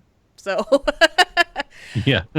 We also got a letter, which was a very cool perspective, kind of tying our last two shows together. This actually came as a result from our show before BlizzCon, when we were talking about sharing your opinions and telling people that their opinions are wrong, in relation to the Weird Al controversy. So Yeah. I use that term lightly, but yes. And this letter comes from Tammy, a.k.a. Whimsy, on Kael'thas US. She says, while listening to your discussion topic, I was reminded of something that Timber Hawkeye, a Buddhist boot camp, says before every discussion group of his that I've attended.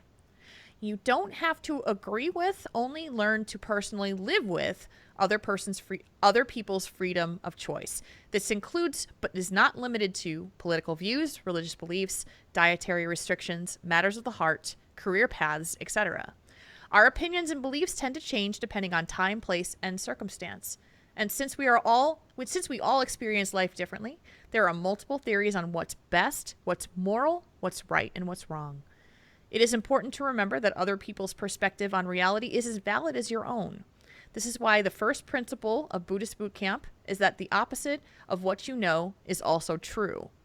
No matter how certain we are of our version of the truth, we must humbly accept the possibility that someone who believes the exact opposite could also be right, according to their time, place, and circumstance.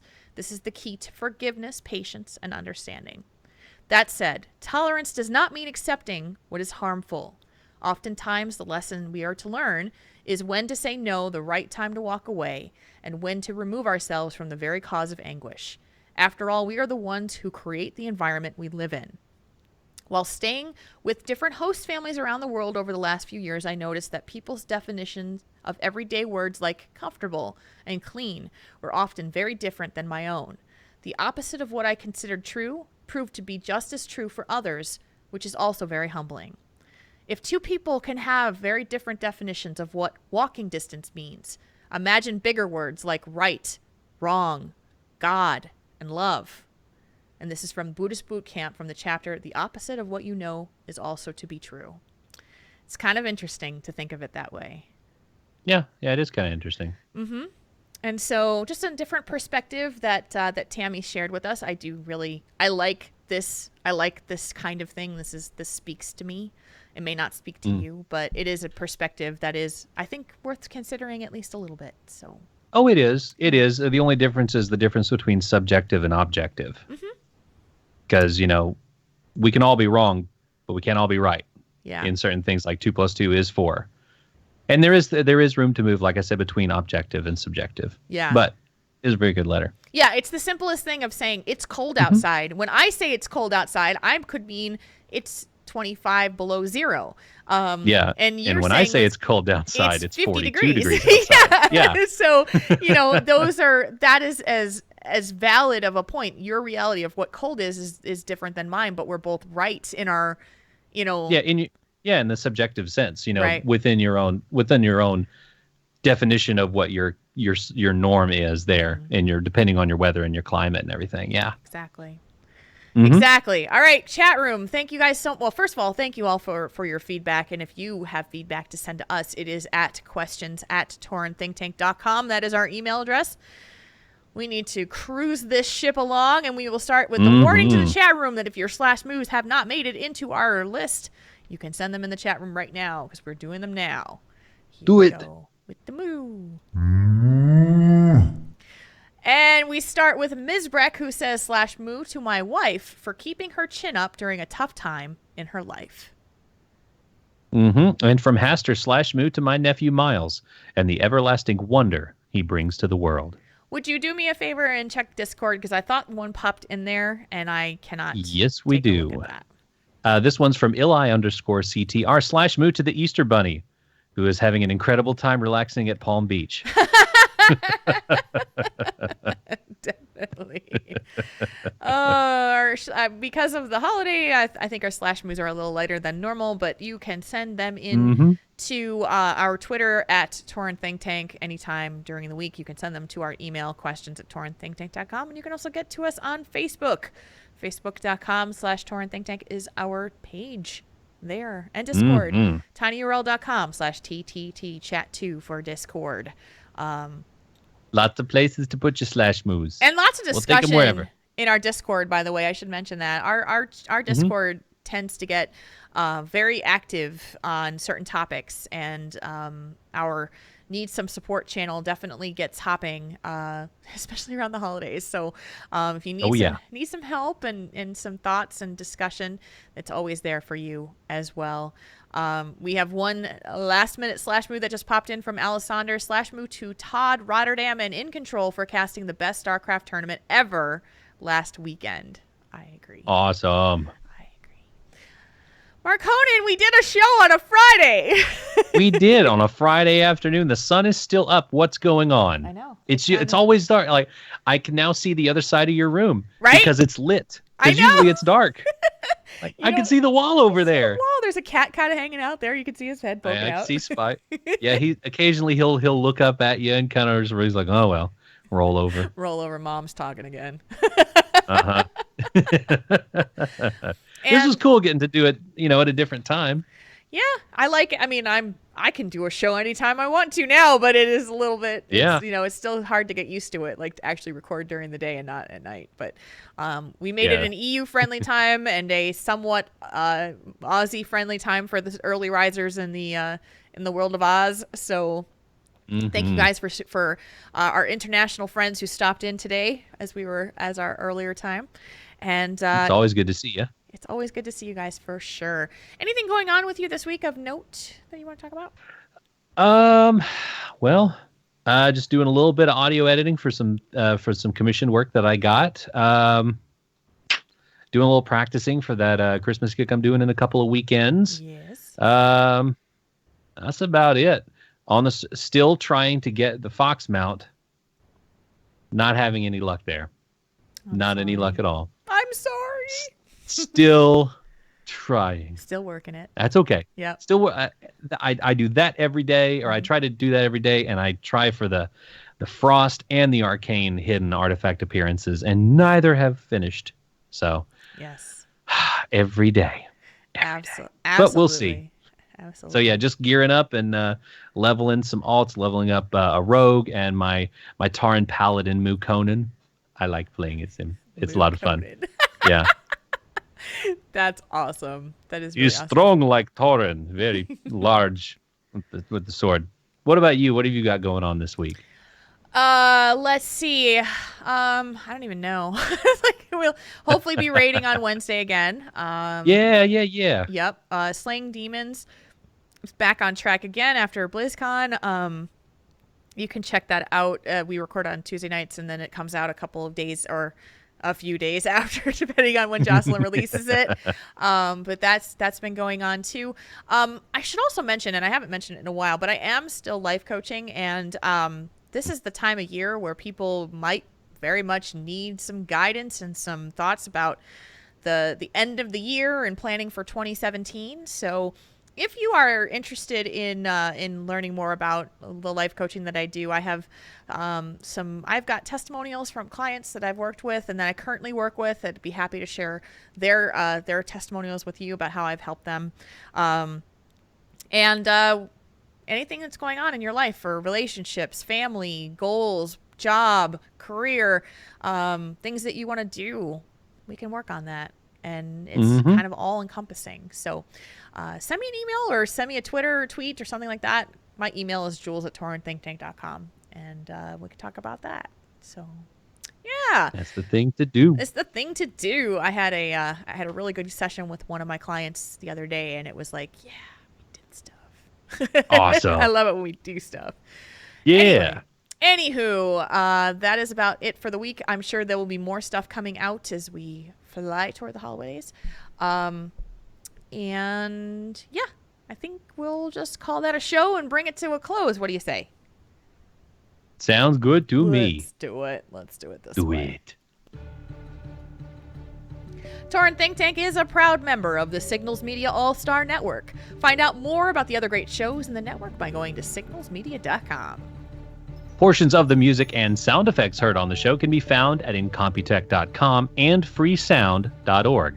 You can find us outside of the show on our website, taurenThinkTank.com, which has all of our podcasts and information on how to get in touch with us too.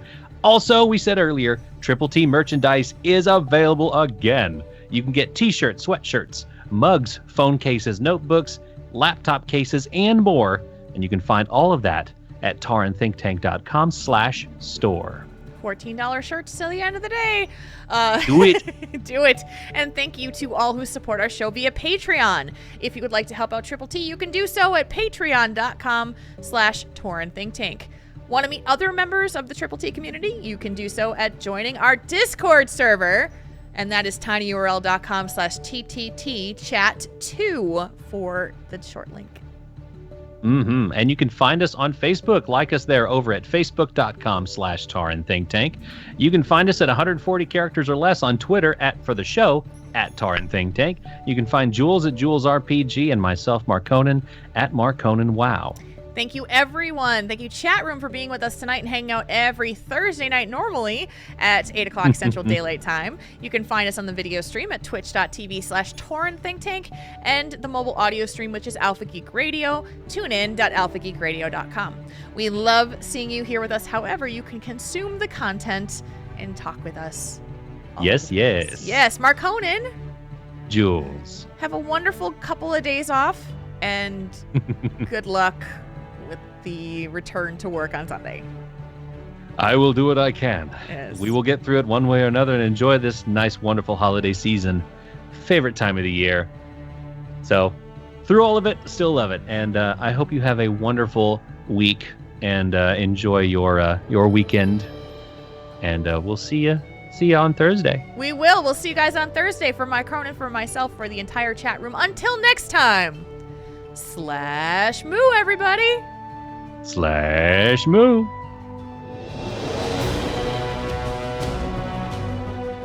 Tauren Think Tank.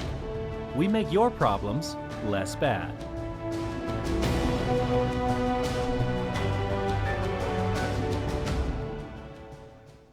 This podcast is a part of the Signals Media All-Star Network. For more information on this and other fine shows, go to signalsmedia.com. It's okay to stick our stuff in your ears. Really? Really? Really? We had 10 seconds left on that underbed. I know, that's why I was trying to hurry. Tick, tick, tick. I'm like, okay, let's get this done. I know. I could hear the musical cues in it. I'm like, oh, yeah, let's go ahead and finish this out. 10 seconds left when I switched it. Woo! Nice job. Making it. Nice job. Making it. Thank you guys for being with us today. I'm glad that we worked this out. Excuse me. We made a show. Yes, we did. Yeah, baby. It was a show. It's like we made it. Like people were making food yesterday. We we put the ingredients together and we put it in the oven for 2 hours and popped it out, and it's a show. It's a show. It's a show, hot and fresh. Here's a plate. This is a plate of show. We brought you some show. What'd you bring to the potluck show? I brought show. I brought show. Oh man. Speaking of shows have titles. Do you guys have any titles for us? Right. Shows have titles. I'm partial to Jules Kicks Puppies. Ah! No. Yeah. Good. No. I felt so bad for that poor guy too. He was so nice. He was very, very sweet. But he was just not the right fit. Yeah. It's not but that's okay. No. I will say that is pretty deflating, I would imagine. If I was in his shoes, I would feel like someone just kicked me in the nuts. I felt so like, bad. I felt like, but here's the thing. Here's why I did it the way I did it. So, he had invited me out for lunch and we had it was a really nice conversation. And I'm sitting there listening and, I'm just like, yeah, I'm just not feeling it for this guy. He's like super nice. Just they ain't nothing stern. Mm-hmm. And so I was like, I don't want him to buy my lunch and then tell him I'm not into you. Yeah. And so I was like, so what I did is I told him, we were kind of wrapping things up and I'm like, I'm just going to tell you something. And I said, you're super nice. I've been having a great time talking to you. I just not feeling it. The level of attraction. I think you're great. And I think there's just more of a friend vibe for me. And he's like, And he was British too, so he had a British accent. Oh, okay. And so it was like, he's like, oh, all right. I was just like, I'm so sorry. Oh, And then of course I'm like, I'd like to pay half of the lunch, and he's like, okay. So he accepted that, and I was like, oh, thank you. I'm so glad. Yeah. At that point, he's like, yeah, you're gonna As pay I for should. lunch. As I should. Trying not to be an ass about it, right? It's like so yeah. Oh, congratulations, Lori, on the new television. Oh, lovely. You got a new telly. Got a new telly. Oh, goodness. I was looking at the Yeah, deal. we could do Don't Kick the Puppy. Don't kick the puppy. That could be a good one, Kalani. We could deal with that one. So, don't kick the puppy.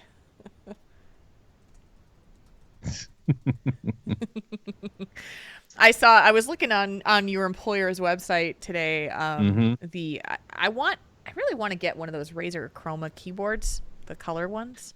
Oh, yeah. There's a good deal that one of you've those, got, too. but it's the mechanical one. It's not the soft one. It's not the quiet one. Oh, okay. I think. And I'm like, ooh. Which is it, the Black Widow? Yeah, I think it's the Razer Black Widow Chroma. That Yeah, one I've that's got like the $60 off.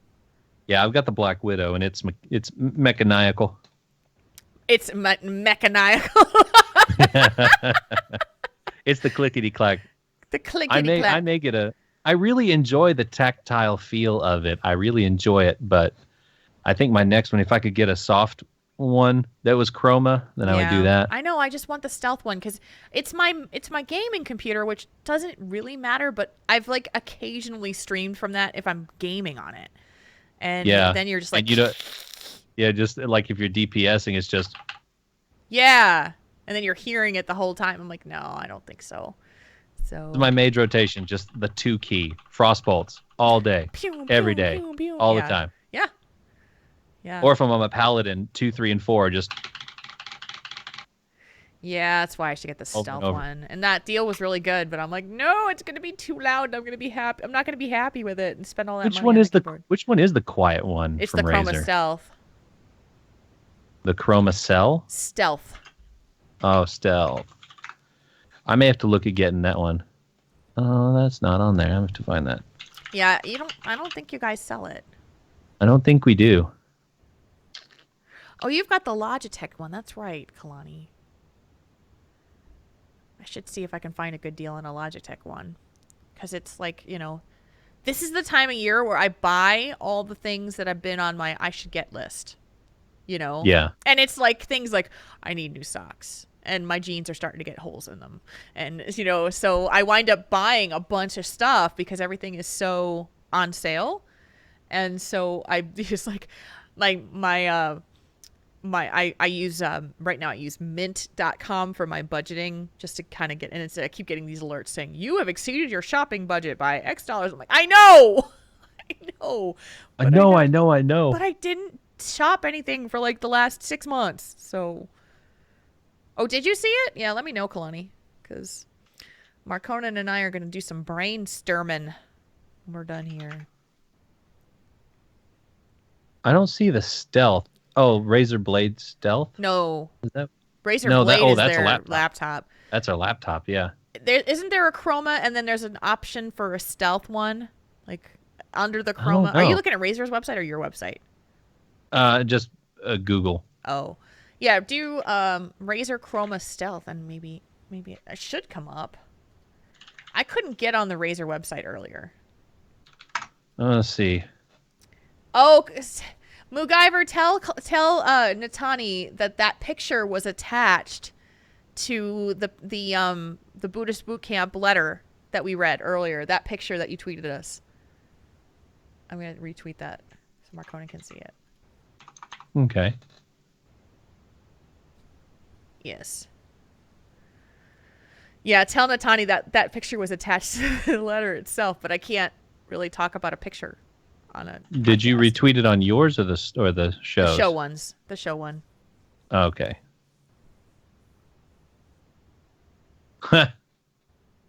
Yeah. Mm-hmm. That's funny. Yeah. Oh, That was a good show. It was. My tummy Thank you all for joining us. My tummy just went rumble because I like scarfed down food before, and I think it was like, you should have eaten a little slower, Jules. But I didn't want to do. I know. I was like, I forgot to eat lunch, which is a bad thing after you work out. Okay, I see it.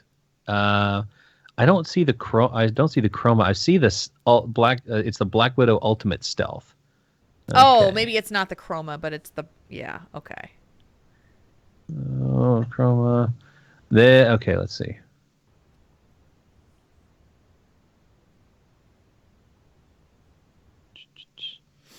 Trying to find a. Okay, I see it on the Razer website. They're mechanical switches, but they're quiet. I'm guessing. Yeah, the stealth is still mechanical, but I need this because I want the chroma. I like that. Like whenever you tap on the thing, there's like ripples in a pond. yeah, Whenever you tap on the keys, it'll go out. I think that would look really awesome. yeah. The G1. Oh yeah, the G810 is $80 at Best Buy. Is it really? The Logitech one that Kalani has is nice too. Kalani, is yours a stealth or a quiet one? And it's not a loud clicky one?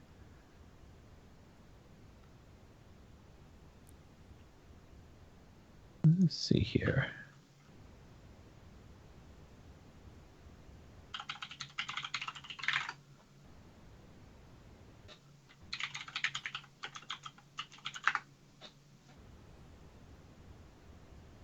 Yeah, it's not showing the chroma on my website, and it's at 109 for the regular stealth.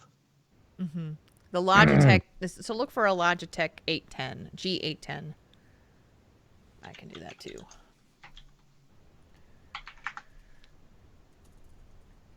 Yep. Yeah, Logitech.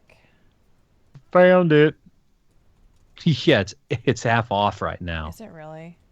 Yeah. Let's see. Not available for store pickup, but you can order it. Jeez, that thing is normally $160. Jeez. Yeah, it's half off. Yeah. Oh. That's awesome. I'm Yeah, like, that was the I page don't know just, if I have that well, money to thank you for spend, that. but it's awesome. Yeah. Dang it. Yeah, I gotta. Well, I will know here, and hopefully within 5 days or 6 days, if we know about PAX South. Yeah, hopefully we'll know. Hopefully, we'll learn about that. That'll determine where my Christmas money goes to. Yeah. Does Yeah, it go I'm to hoping gas and like food, we know or does next it go to week. something else? Hoping we know next week. That'd be awesome. Yeah, it would be. Mm-hmm. Be great. It'd be great. All right, lovely people. Okay. We're going to scoot out of here and can work on getting the show posted later. And we'll talk to you on Thursday as our normal time. Yes, we will have a wonderful week. Big yawn. Look out for Cyber Monday deals, I think. Yes. So yeah, and have a wonderful week. We'll see you on Thursday. Thursday. All right, guys. Have a Thursday. wonderful rest of your weekend. Enjoy the holiday weekend. And we will see you on Thursday. /moo, everybody. /moo, guys. See ya. Bye. Bye.